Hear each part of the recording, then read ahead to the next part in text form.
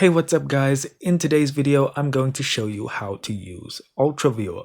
Now, Ultraviewer's UI makes everything incredibly simple.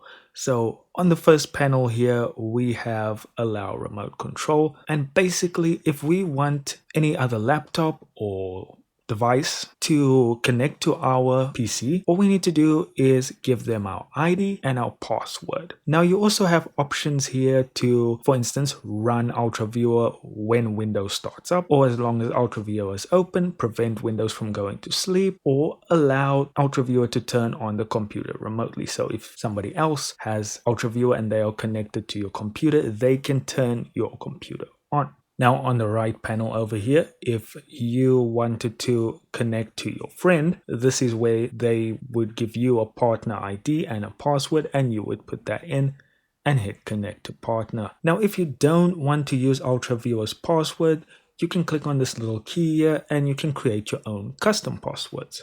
Now here in File, it's all very self-explanatory. You can view logs from different connections, you can close remote desktop, you can restart Ultraviewer and exit.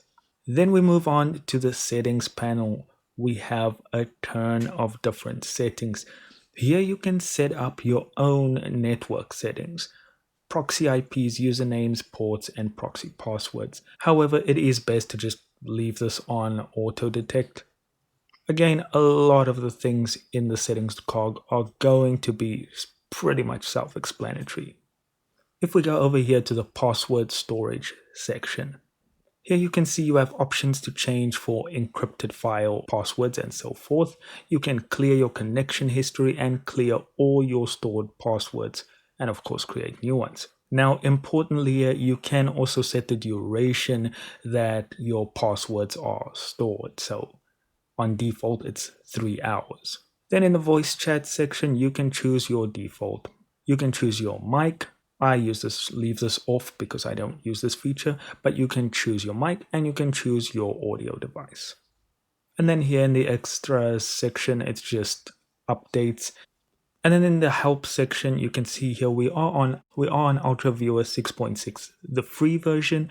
You can activate your license from in the help section, as well as checking for new versions of Ultraviewer.